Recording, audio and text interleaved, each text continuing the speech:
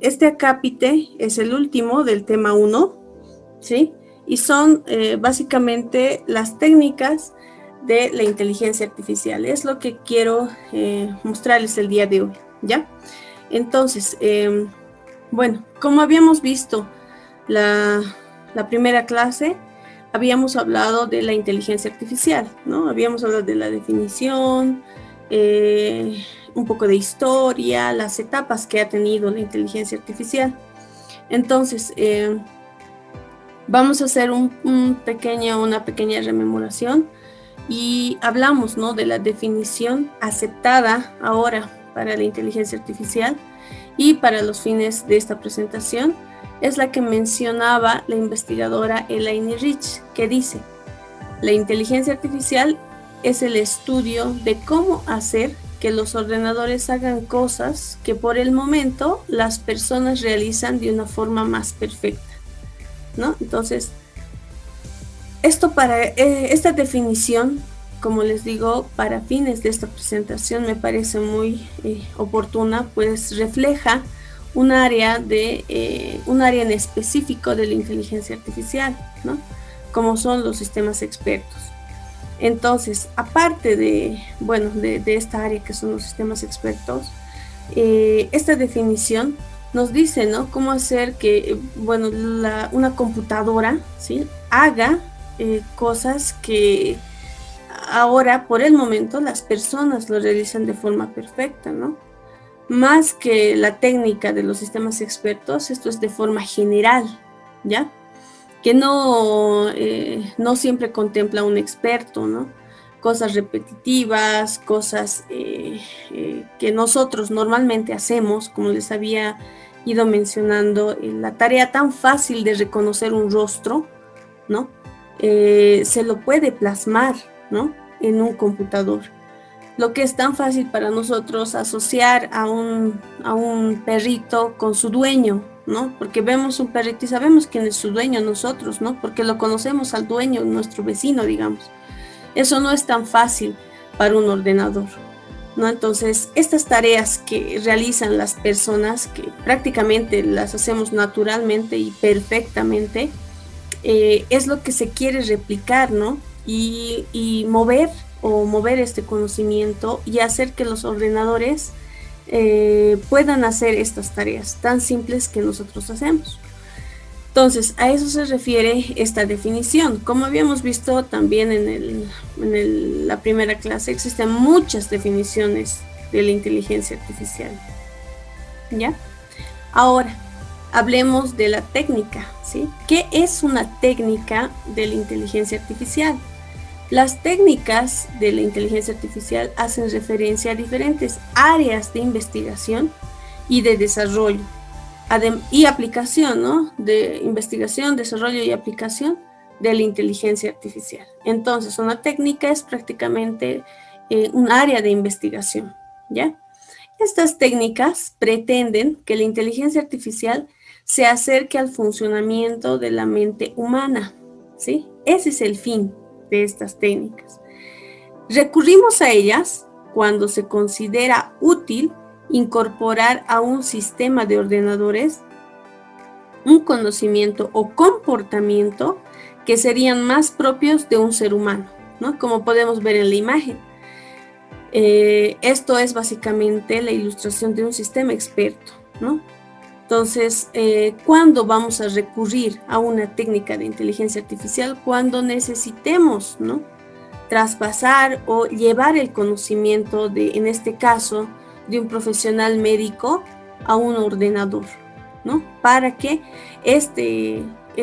a través de este sistema experto se pueda dar una ayuda, ¿no? Cualquier tipo de ayuda, ya sea la toma de decisiones o en este caso a personas, ¿no? Entonces, en ese momento es cuando recurrimos a las técnicas de la inteligencia artificial, ¿ok?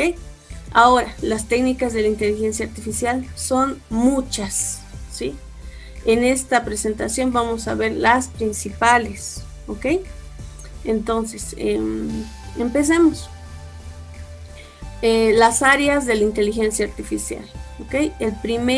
La primera técnica o la primera área que vamos a ver son los sistemas expertos.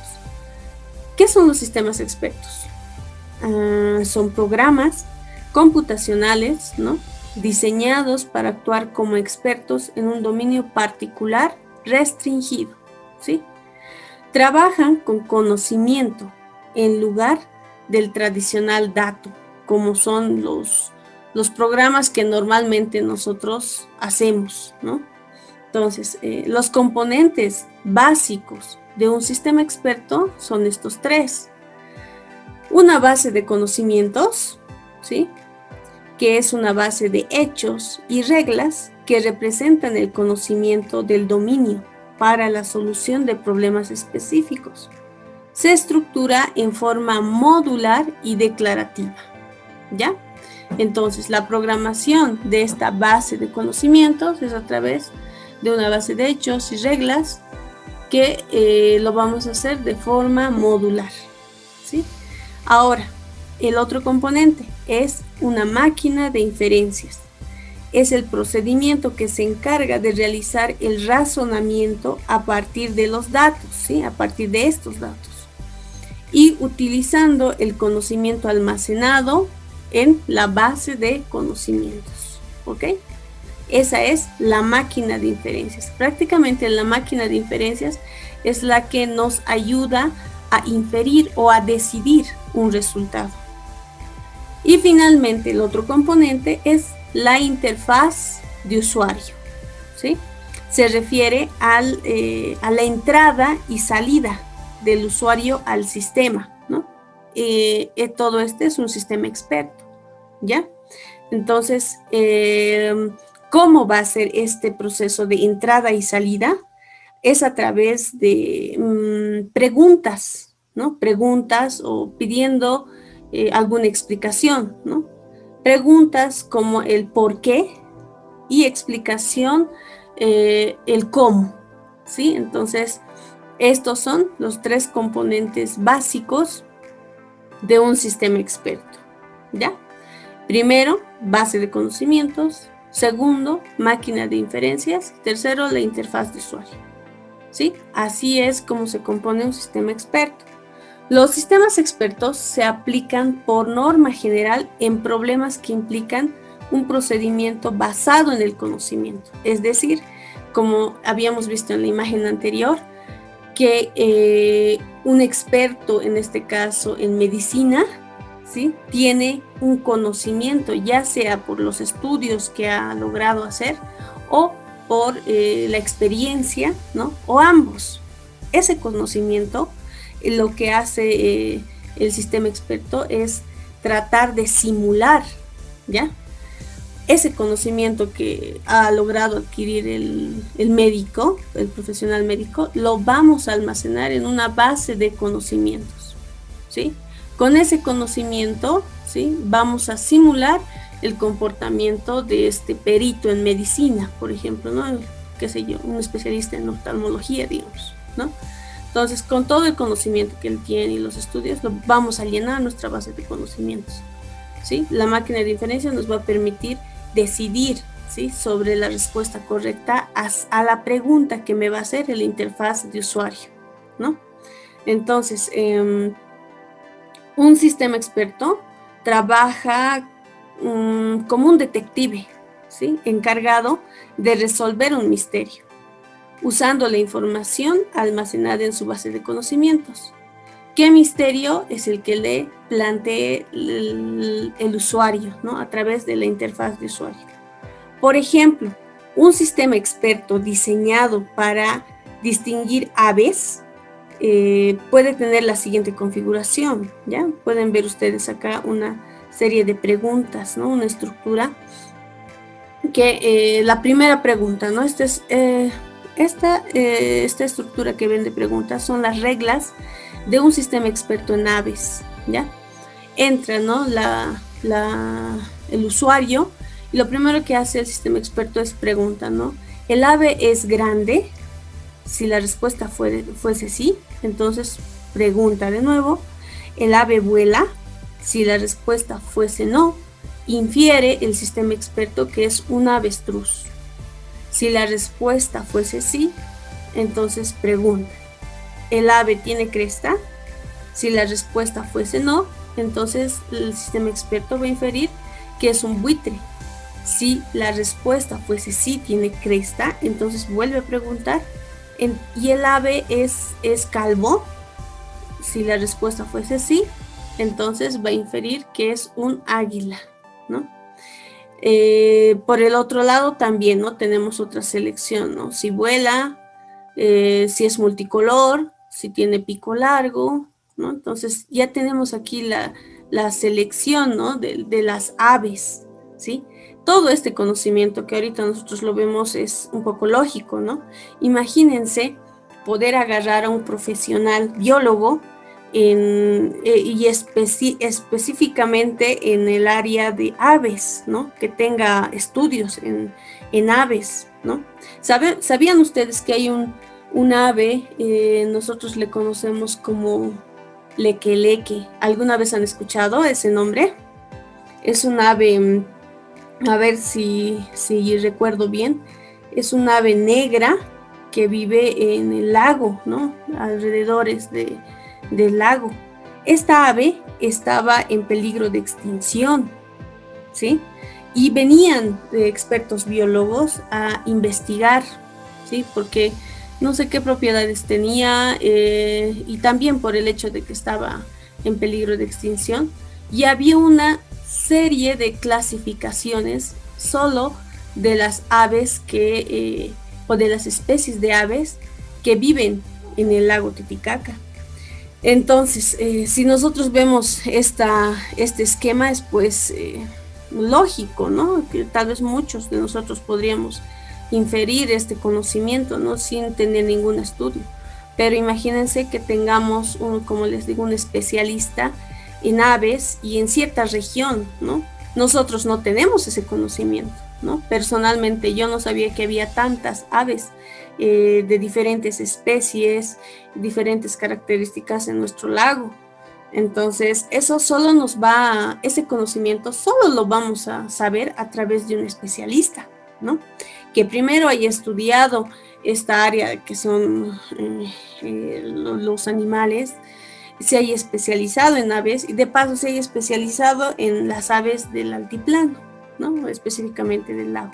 Entonces, si formáramos el mismo sistema experto con su conocimiento, entonces obviamente ese conocimiento nosotros no tenemos, pero si lo llegáramos a necesitar, podemos extraer el conocimiento de este experto y llevarlo, ¿no?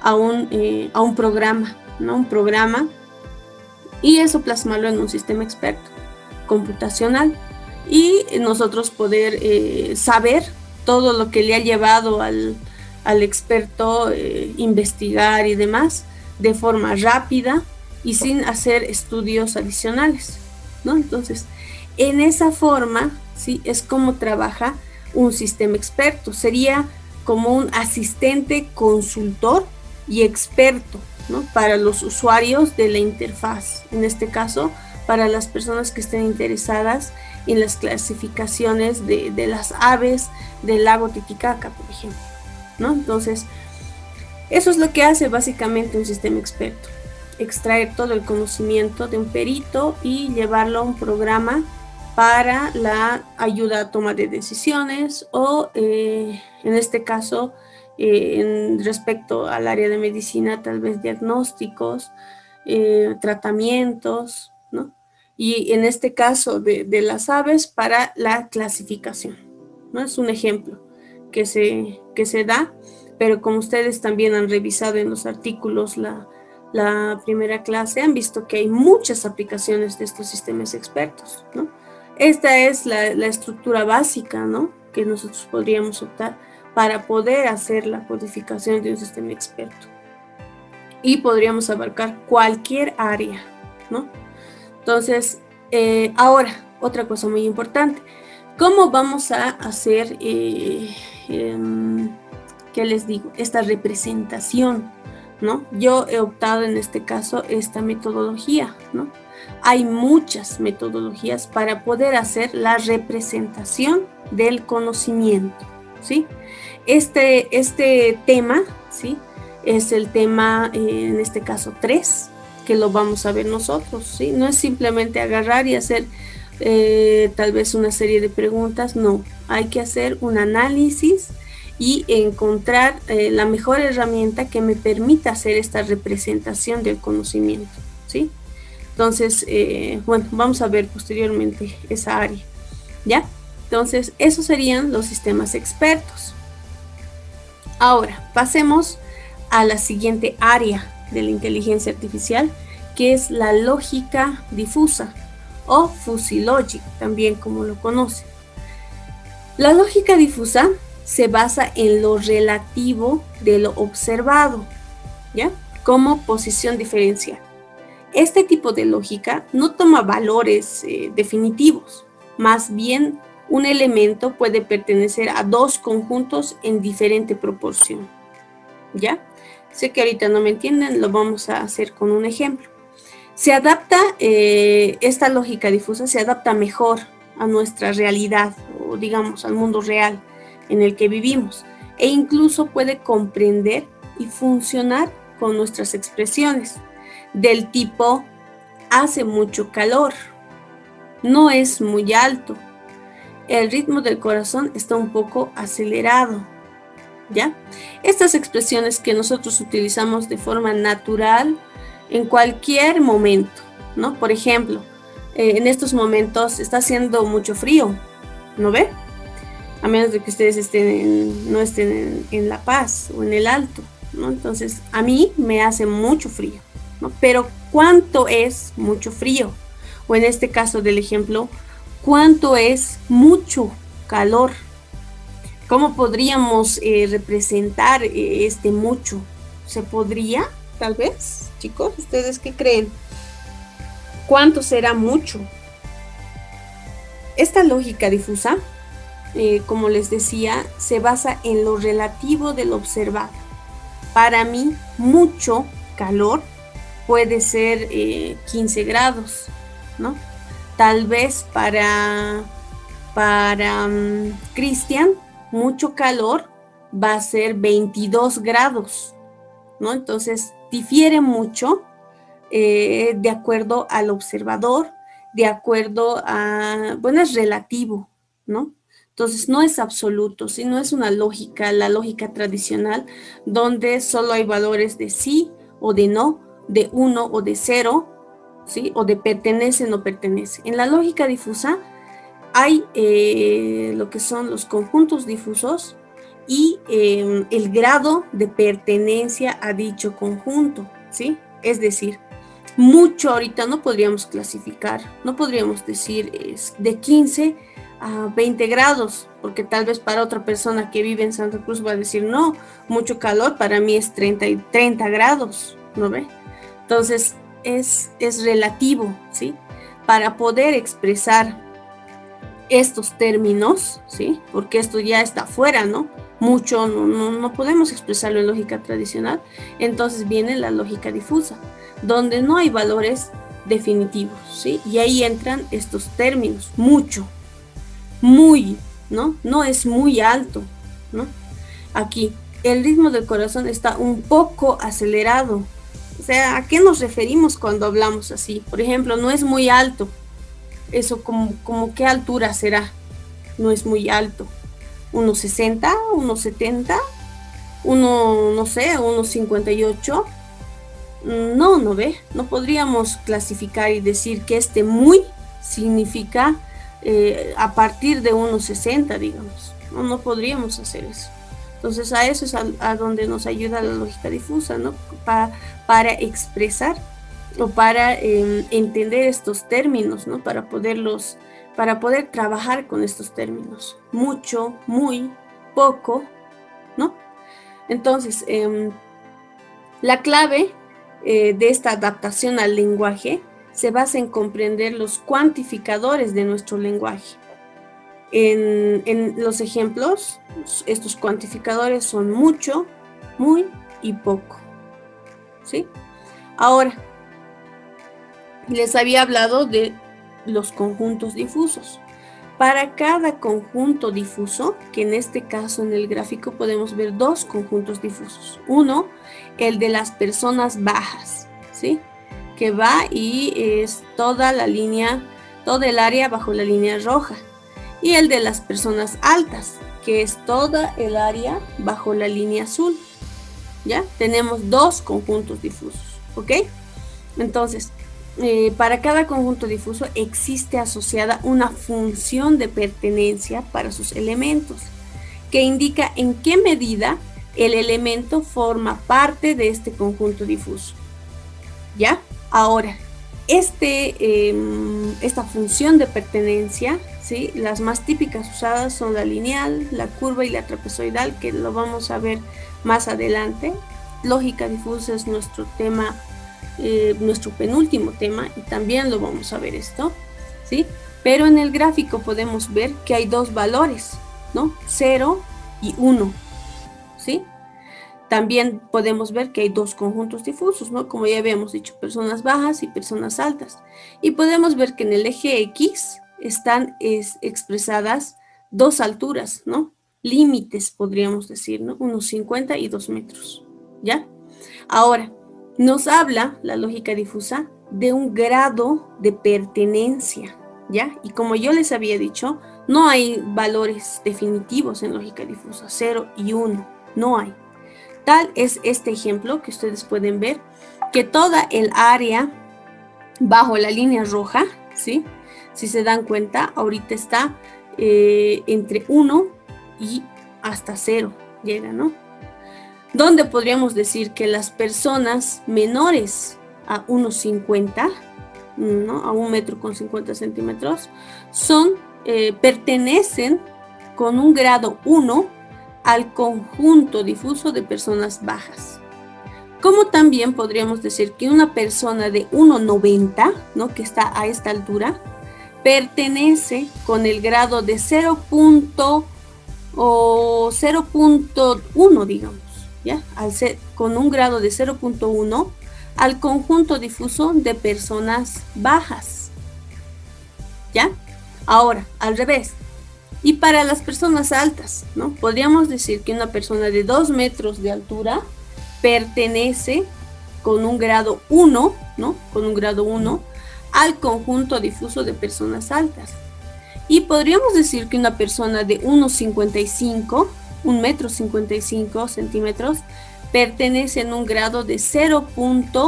Imagínense aquí, 0.1 a las personas altas, ¿sí? O al conjunto difuso de las personas altas. Bueno, esperemos que, bueno, estoy tratando de hacerlo lo más simple para que ustedes puedan entenderlo. Sin embargo, como les había dicho, estos son temas aparte, ¿no? Los vamos a ver más adelante. Es parte del contenido de la materia, ¿ok? Entonces, lo importante de este ejemplo es que puedan ver que no se clasifican, ¿sí? Es decir, el grupo o el conjunto difuso de personas bajas no termina en unos 50 y ya, ¿no? Se extiende hasta 2 metros. Se puede decir que una persona de 2 metros pertenece en un grado de 0.01 al conjunto difuso de las personas bajas, ¿sí? Entonces no hay una división, no hay esta clasificación de persona alta o persona baja, no, todos entran, ¿no? Obviamente con un grado de pertenencia tal vez mínimo o tal vez alto, ¿ya? Entonces a eso me refiero con lo que es que la lógica difusa no es absoluta, no solo hay dos valores, no es relativo. Ok, pasemos a la robótica, ¿ya? Otra área de la inteligencia artificial que por demás está nombrarlo, ¿sí? John McCarthy, ¿se acuerdan, no? De John McCarthy, el señor que ha definido a la inteligencia artificial como la ciencia e ingenio de hacer máquinas inteligentes, ¿no? Esto por el 56 todavía, ¿no? Él es el que ha dado la definición de la inteligencia artificial, ¿ok? Especialmente, bueno, ha hablado de programas de cómputo inteligente.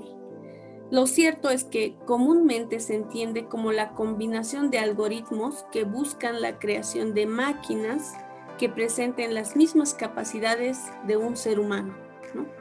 Entonces, tal vez la aplicación concreta de la inteligencia artificial a la robótica tiene como objetivo que los robots puedan realizar tareas de forma autónoma, pero no solo en lo que refiere a la propia acción, sino también a que sean capaces de tomar decisiones sobre qué hacer en un entorno determinado de trabajo bajo unos parámetros preestablecidos. Tal es el ejemplo de Sofía. ¿Se acuerdan de ella que la habíamos visto en la primera sesión? Sofía es un robot humanoide desarrollado por la compañía Hanson Robotics, ¿no? ¿Se acuerdan? Ha sido diseñada para aprender, para adaptarse al comportamiento humano y trabajar con nosotros de manera satisfactoria. Ha sido entrevistada, como habíamos visto, en prácticamente todo el mundo, ¿ya? Este robot humanoide tiene un software de inteligencia artificial que le permite mantener un contacto visual con personas, ¿no? Como hemos visto en el video, le han entrevistado, ha logrado verla, ¿no? Habíamos visto también que no a través de sus ojos, sino a través de la cámara en su pecho, ¿no? Y puede retener información e incluso reconocer sus caras, además de poder imitar la personalidad humana. Puede mantener una conversación, explicar chistes, como habíamos visto, ¿no?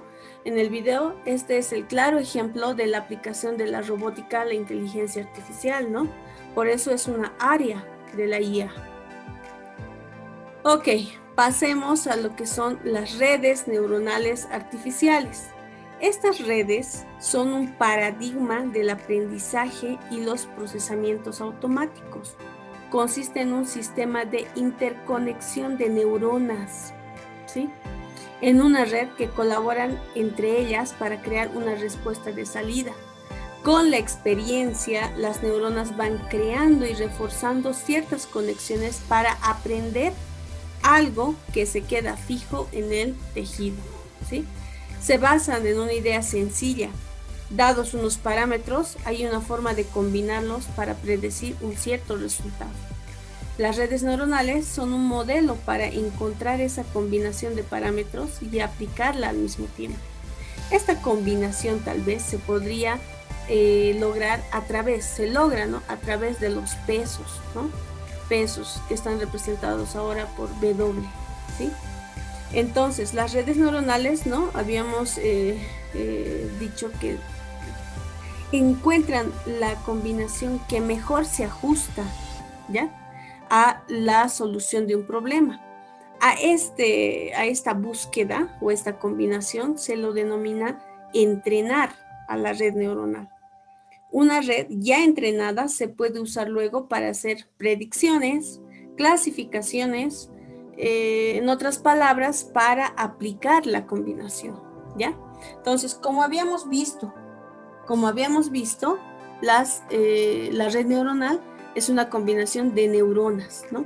Aquí podemos ver, ¿no?, la capa de entrada, ¿sí?, donde están los datos de entrada, ¿no?, de x1 a xn. Está la capa oculta donde se hace el proceso, ¿sí?, tomando en cuenta los pesos de cada entrada, ¿no?, el dato de entrada multiplicado por su peso. Hacen una operación en la capa oculta y se entrega un resultado, ¿no?, en la capa de salida, para luego mostrar las salidas, ¿no?, esperadas, y se compara, ¿no?, en el caso de la clasificación, se compara la salida otorgada con la salida esperada, ¿no? Entonces, la diferencia se va aplicando a los pesos para que la red vaya aprendiendo, ¿no? Vaya aprendiendo a la entrada x1 me devuelva la salida y1, ¿no? Entonces voy a hacer ese proceso, ¿no?, de entrenar la red neuronal con las diferencias que vaya a encontrar con la salida deseada y la salida que me haya entregado la red neuronal, ¿sí? Ok, entonces esta es otra aplicación o otra área de la inteligencia artificial, ¿ya? Posterior a las redes neuronales artificiales, digamos que un nivel un poco más alto es el Machine Learning. Han debido ustedes de escuchar del Machine Learning si no han tomado algún curso tal vez. Este Machine Learning, conocido también como aprendizaje automático, ¿ya? Es un método de análisis de datos que automatiza la construcción de modelos analíticos. Se basan en la idea de que los sistemas pueden aprender de datos, identificar patrones y tomar decisiones con mínima intervención humana, ¿ya? Este es, como les había dicho, un siguiente nivel de las redes neuronales artificiales, ya que las redes neuronales artificiales normalmente trabajan con aprendizaje supervisado, es decir, que yo voy dándole tal vez un parámetro o yo voy entrenando mi red. En cambio, en el Machine Learning es totalmente independiente, ¿sí? Y hace mención o prácticamente es un aprendizaje automático, ¿no? Aprende de los datos. Entonces, el Machine Learning busca el desarrollo de técnicas que permitan a los ordenadores aprender por sí mismos. Para ello se crean programas que puedan generalizar ciertas respuestas, ¿no? De manera que ellos nomás nos den la respuesta, ¿no? A cierta entrada. A partir de información sin estructurar, ¿no? Que se suministra como ejemplos. Con ello se induce al conocimiento por parte del ordenador, ¿no? Ahora, que el Machine Learning tiene muchas aplicaciones, ¿no? Por ejemplo, el automóvil de conducción autónoma de Google, tan publicitado, tal vez algunos han visto a los artículos que salen, ¿no? Es la esencia del Machine Learning, ¿no? Es totalmente autónomo. Ahora están la tarea tal vez de esta movilidad o de este automóvil es de capturar imágenes, ¿no? Va sacando las imágenes que nosotros podemos ver en el Maps, ¿ok?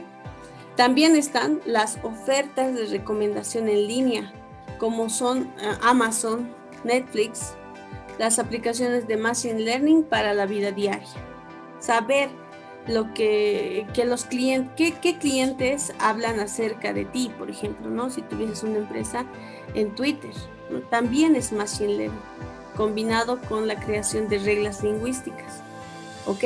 Entonces el Machine Learning es donde está, digamos, inmiscuido, ¿no? Es una área de la inteligencia artificial, ¿ok? Ahora, la siguiente área que vamos a ver es la ingeniería del conocimiento, ¿sí? La ingeniería del conocimiento se dedica a estudiar, diseñar y desarrollar los sistemas expertos, ¿no? Como les decía, a través tengo que plasmar la información del experto a un sistema experto. Esto lo voy a hacer a través de la ingeniería del conocimiento, ¿sí? Como les decía, esta área se dedica a estudiar, a diseñar y desarrollar los sistemas expertos. Para esto se apoyan en metodologías instruccionales y en las ciencias de la computación y de las tecnologías de información, intentando representar el conocimiento y razonamiento humanos en un determinado dominio. Esto es muy importante, ¿sí? No se puede representar todo, ¿sí?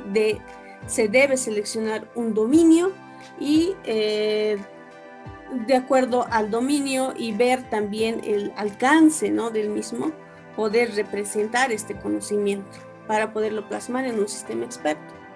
Ahora, dentro de la ingeniería del conocimiento está el ingeniero del conocimiento, ¿no? Que no es un experto en el campo, que intenta modelar, mientras que el experto en el tema no tiene experiencia modelando su conocimiento de forma que pueda ser representado de forma genérica en un sistema, ¿no? Entonces, el ingeniero de conocimiento vamos a ser nosotros, ¿no?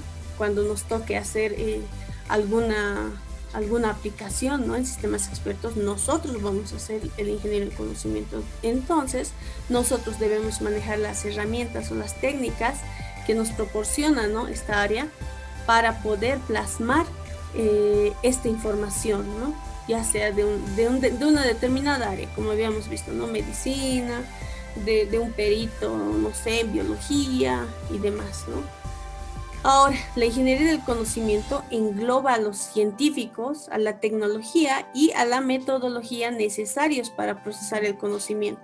Su objetivo es extraer, articular e informatizar el conocimiento de un experto. Ese es el fin de la ingeniería del conocimiento. ¿Ok? Como habíamos dicho, a través de técnicas de representación del conocimiento, ¿no? Este es el tema 3, que también lo vamos a ver. Ok, pasamos al siguiente, a la siguiente área, ¿no? Vida artificial. Trata de comprender mejor a los seres vivos, construyendo y simulando sistemas que exhiben propiedades similares a las de los organismos biológicos. A su vez, esta comprensión permite construir sistemas artificiales que pueden adaptarse, evolucionar, aprender y autoorganizarse tal y como los seres vivos, ¿no? Entonces, la vida artificial es otra área de la inteligencia artificial, ¿no? Es sabido también que han estado creando órganos, ¿no? No sé si estoy mal, un corazón que es prácticamente artificial, ¿no? Para ya no... Ustedes saben cuánto tiempo hace una persona para el trasplante de órganos, y eso, ¿no? En nuestro medio tal vez no está muy, como les digo, muy normalizado, ¿no? Pero en otros países hacen pues un montón, ¿no? Están en la lista de espera. Entonces la vida artificial quiere ayudar, ¿no?, en este aspecto y poder plasmar lo que hace, ¿no?, un órgano, por ejemplo, ¿no?, cómo se comporta el corazón, el hígado, ¿no? Entonces, a esto se aboca, ¿no?, esta área de la vida artificial. Ok. La siguiente área que vamos a ver es el procesamiento del lenguaje natural. Es una disciplina de la rama de la ingeniería para la lingüística computacional. Se utiliza para la formulación e investigación de mecanismos de eficacia informática para servicios de comunicación entre las personas, ¿sí?, entre ellas y las máquinas, usando lenguajes naturales. ¿Ok? Entonces, este es el procesamiento del lenguaje natural, ¿sí? La forma de que no sé, un agente puede entender lo que tú le estás hablando. ¿Ok? Ahora, también está la otra área, ¿no?, que es el reconocimiento del habla, ¿sí? El reconocimiento del habla es como una comunicación más rápida, ¿sí? Es la utilización de la voz y el reconocimiento del habla como vía de dar órdenes a las computadoras. Ahora ofrece varias ventajas, ¿no?, respecto al método tradicional de comunicación entre el usuario y la máquina. Por ejemplo, hace esta comunicación más rápida, más agradable para los usuarios, ¿no? Ustedes, bueno, yo alguna vez había hablado, ¿no? Tenemos un asistente todos en nuestro celular, ¿no ve? Y podemos decir que pueda poner música, ¿no? Podemos decirle que nos cuente un chiste, ¿no? Entonces, Google ahorita está haciendo, ¿no?, la aplicación de esta área, que es el del reconocimiento del habla. Y bueno, permite tener también, obviamente, las manos libres, permite movilidad, ¿no?, ya que se puede utilizar el micrófono a gran distancia, ¿no? Esta área de investigación permite que las computadoras entiendan el habla humana, de tal manera que se puedan oír voces y reconocer palabras habladas, simplificando el proceso de comunicación interactiva hombre-máquina. ¿Ok? Entonces, la siguiente área que vamos a ver es la visión por computadora. Es el conjunto de todas aquellas técnicas y modelos que permiten el procesamiento, análisis y explicación de cualquier tipo de información espacial obtenida a través de imágenes digitales.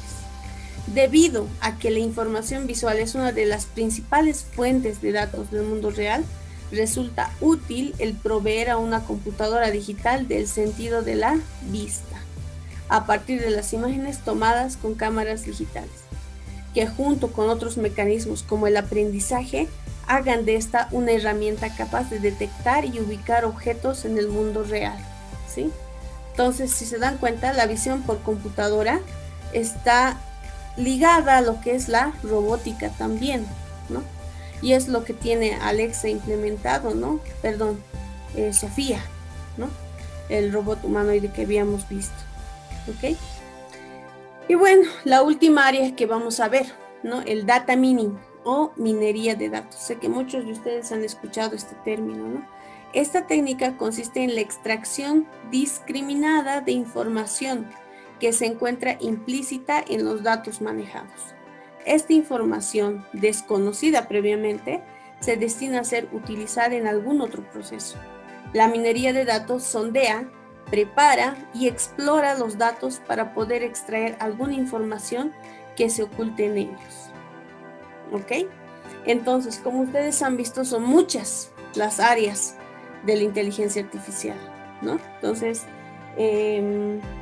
es realmente la vida artificial, por ejemplo, ¿no? Es un área muy extensa, como cada uno de estas áreas, ¿no? Entonces, realmente la falta de definiciones de la inteligencia artificial ha permitido que esta ciencia, como es la inteligencia artificial, se pueda ampliar y abarque, ¿no? diferentes ámbitos, ¿sí? Y no se enmarque solo en una cosa, ¿no? Porque nosotros tal vez al inicio asociábamos inteligencia artificial con robótica, listo, ¿no? Pero no, hay más aplicaciones, ¿no? Más áreas de la inteligencia artificial, ¿no? Como lo hemos visto el día de hoy. Y estas son algunas por nombrar, ¿no? Hay más todavía. Y ese va a ser su trabajo, ¿ya? He recopilado un artículo, ¿sí? Que me parece muy interesante. Habla de los 100 años de la inteligencia artificial, ¿sí? Entonces vamos a leer este artículo y vamos a ver algunas áreas de aplicación de la inteligencia artificial, ¿sí? Ya áreas que han sido estudiadas, ¿ok? Entonces, bueno, con esto terminamos el acápite segundo del tema 1.